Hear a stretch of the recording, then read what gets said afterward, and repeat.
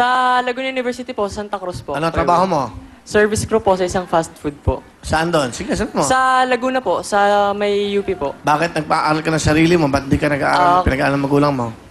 Actually po kasi, simula po nung tungto po ako ng college, nung graduate po ako ng high school, nag-working student na po ako. Tapos, pinag-aaral ko na rin po nung kapatid ko. Asan ang nanay tatay mo?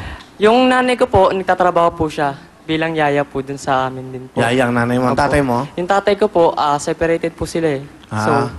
Sige, Joms. Sino kasama mo? So, Kuya Will, pinapakilala ko po. Hello, sa buong mundo, pinapakilala ko ang buhay ko, ang mga kapatid ko, si Jerome tsaka si Jeremy.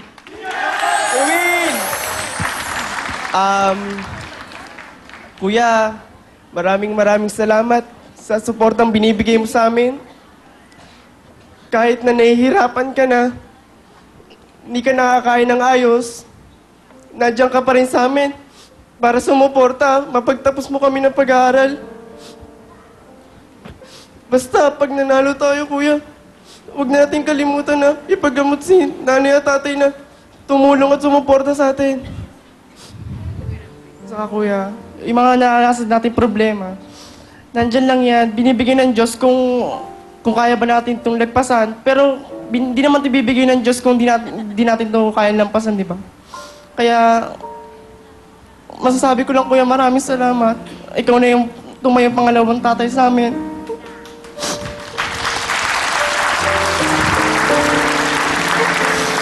Hindi mo kami inahayaang pumasok ng walang baon. Nandiyan ka parati para sa amin.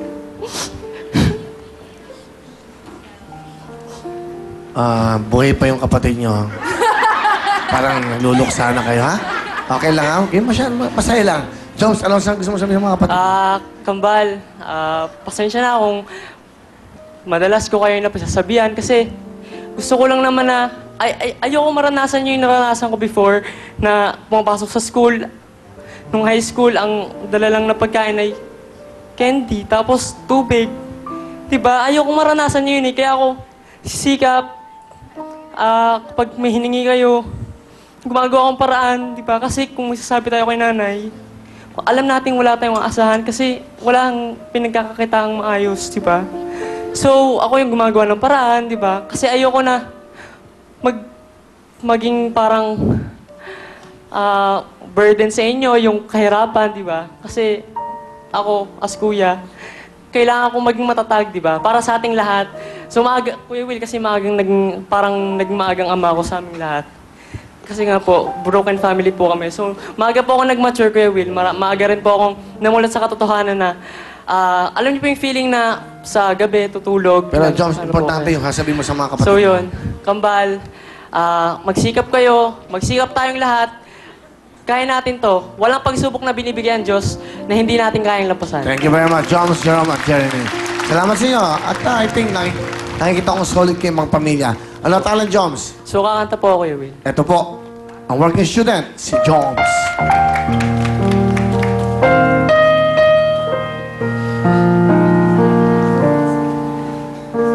I am down and all my soul so weary. When troubles come and my heart burden be, then I am still and wait here in the silence until you come and sit a while with me. You raise me up so I can send the mountain. You raise me up to walk on stormy seas. I am strong when I'm on your shoulders. You raise me up to more than I can be. Thank you po. Thank you, Joms. Alright, Jerome, sa mga kapatid mo, meron kang 10,000. Thank you po, Kuya Will. Good luck. Hamay sa inyong mga puso. Jaline, Joms, let's play the game. Here we go. Kantanong. Tito Lado. Hawak kamay. 1 point, Jeline. Hawak kamay is correct. Jones, meron ka bang chance? Eto na, habol tayo. Kantanong. Titulado. Jones?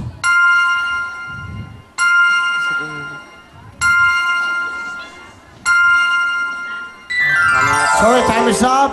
Jeline, pag tama ka, you're in. Titulado.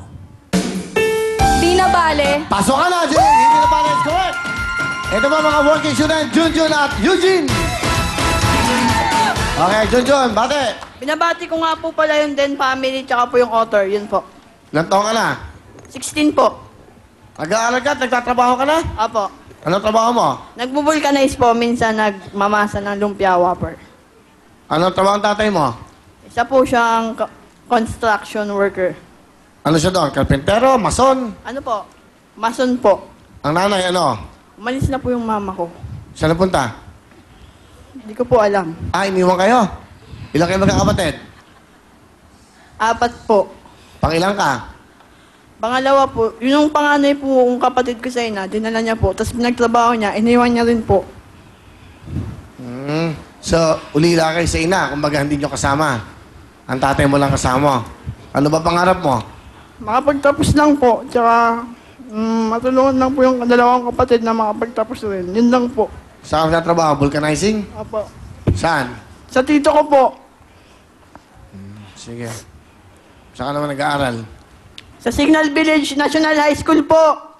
Okay. Sino kasama? Pinapakilala ko po ang mabait kong tatay, si Papa Charlie. Charlie, magandang gabi. Magandang gabi din po. Ano trabaho mo? Construction po. Construction. Opo. Yung asawa mo, iniwan ka. Opo. Bakit? Di ko po alam. Baka po kulang sa kuwan. Kasi medyo mahirap po kasi kami. Saka ang trabaho ko po hindi permanente yan. So, biglang umalis na lang, hindi nagpaalam sa inyo? Wala po. Ano gusto mo sabihin sa anak mo? John, pasensya ka na John dahil sa edad mong ganyan, di pa sana pwede magtrabaho. Malaking tulong ginagawa mo, John. Maraming salamat sa'yo, John. Salamat po. Sa tatay mo. Para sa akin po, tulong lang po yun sa akin dahil pinalaki niyo po akong maayos. Manang araw pa, aahon din po tayo sa hirap. Tandaan mo yan pa. Doon sa nanay mo, ayun yung camera. Anong message mo sa nanay mo? Binabati ko po yung nanay ko, Ma, sana po kung nasan ka man ngayon, masaya ka po sa pinili mo. Yun lang po. Wala kayong komunikasyon ng nanay mo? Wala talaga? Wala po. 4 na taon na po. Wala pa po siyang paramdam sa amin. So talagang totally hindi niya siya nakakausap. Wala. Hindi po. Ano pangalan ng nanay mo? Nelda po. Nelda? Den po. Ten? Opo, D-E-N. Den. T-E-N? D-E-N po. Den. Tel. Den po. D. Den. Den. D-E-N? Opo. Den. Yun ang apelyido nyo, Den? Opo. Ah, okay. 1, 2, 3, 4, 5, 6, 7, 8, 9, 10. Okay. Sige, anong talent? Kanta po, Kuya Will. Ingat lang, ha? Yan po, si Junjun.